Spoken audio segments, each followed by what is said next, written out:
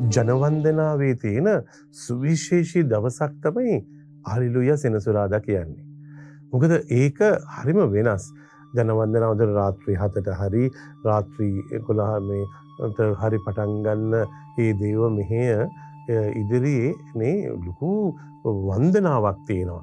ආලෝකය ඇවිල්ලා ඒක ගිනිමැලේ ගහලා ඊට පස්සේ ගිනිමැලෙන් ඊට පස්සේ ගින්දර අරගෙන අලුත් ගින්දර අරගෙන පාස්කුවිටි පහනේ ලකුණු කරලා මේ වසර ලකුණු කරලා ආරම්භයත් අවසානයත් කියලා ඊට පස්සේ ඒ ඉටි ටික මේ කුරුසයා කුඩට ගහලා ඒක අරගෙන ඊට පස්සේ තුන් පාරක් පල්ලිය ඇතුළට යනකොට ස්වාමිනී ක්‍රිස්ජේසු අපේ ආලෝකයයි කියලා ලයිට් ඔන් කරලා ඊට පන්නම් පත්තු කරගෙන ගිහිල්ලා ඒකට දුම් අල්ලලා ඒකේ ඒ ගීතය හලෙලූයා පාස්කු ගීතය ගයලා මේ ඔක්කොම කරලා ඊට පස්සේ අපි තමාගේ සුවිශේෂී තැන එන්නේ තමාගේ නවත වතාවක් මේ බෞතිස්ම ස්නාපනය සඳහා දුන්න ප්‍රතිඥාව දෙන්නටයි යන්නේ. ඉතින් ආයේ පොරොන්දුව දෙන්නයි යන්නේ. මේ මොහොතේ පාපේ මම ප්‍රතික්ෂේප කරමි. දෙවියන් වහන්සේ විශ්වාස කරමි කියන පොරොන්දුවක් දෙනවා. ඉතින් මේ පොරොන්දුව දීලා ඉවර වුණාට පස්සේ මේ හැම තැනකටම ආශිර්වාද නියලා හැම කෙනාටම ජීවිතය තුළ බලාපොරොත්තුවක්. ඒතකොට මේ ඉතිහාසය ගැන මෙන්න මේ වචන මේ රීඩින්ග්ස් ඔක්කොම තියෙනවා කියවීම. ඇයි මේ කියවීම ඔක්කොම කියන්නේ? ආය ආවර්ජනය කරලා දෙනවා. මෙහෙම තමයි මේ පාස්කුව සිදුවන්නේ කියන එක සුදු වචනේ තුල පැහැදිලි කරලා දෙනවා. ඉතින් ඊට පස්සේ තමයි සංදේශයේ සුවිශේෂයට ඇවිල්ලා මේ හැම දෙයක්ම ලස්සනට කළමනාකරණය කරලා අන්තිමට සිදු වෙනවා මොනවද? මේ උත්ථානයේ ස්වාමීන් වහන්සේගේ ප්‍රතිමාව විවෘත කරගන්නවා.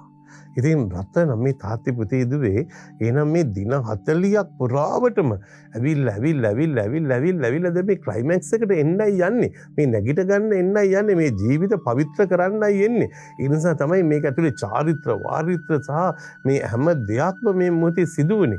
ඉතින් මේක ඇතුලේ අලුත් බෞතිස්මයන් සිදු වෙනවා. හැම දෙයක්ම සිදු වෙන්නට නම් මේ මොහොතේදී මම ඔබට කිව්වා වගේ කතෝලික සභාව තුළ මේ පෙර සෝදානම සහ මේ වැඩපිළිවෙල මනා විදියට තියෙනවා. ඉතින් මේක ඇතුලේ අරගෙන තමයි අනිකුත් කැඩලා ගිය සභාවන් ඔක්කොම දැන් ඒගොල්ලන්ගේ වත් පිළිවෙත් මේ දවස්වල කරනවා. හැබැයි මේක ආරම්භයේ කවුද කියලා වුත් කතෝලික සභාව. ඒකට වටිනාකමක් දුන්නේ කවුද කියලා වුත් කතෝලික සභාව. ඒකට ජීව ගුණය දුන්නේ කවුද කියලා වුත් කතෝලික සභාව. ඉතින් මේ කතෝලික සභාව ඇතුලේ සමාජිකයෙක් වීම ඔබ සන්තෝෂ වෙන්න. එම ඔරිජිනල් සභාවක් ඇතුලේ පටන් ගත්ත දේ තමයි ඔබ කරගෙන යන්නේ. ඉතින් ඒකට ආදේශක මොනවාක්වත් නැහැ. ඉතින් ඒ නිසා ලස්සන පාස්කු අත්දැකීමකට යන්න ඔබට මේ හලෙලූයයි කියලා බය නැතුව කෑ ගහලා කියන්න පුළුවන් විදියට අඳුරෙන් ආලෝකයට කියන තේමාව තුළ මේ ජීවිතේ පටන් ගන්න. අඳුරේ ඉන්න පුළුවන්. හැබැයි ආලෝකයේ කරා ඔබ ප්‍රවිෂ්ඨ වෙන මොහොතක්. ඉතින් එහෙනම් බය වෙන්න එපා.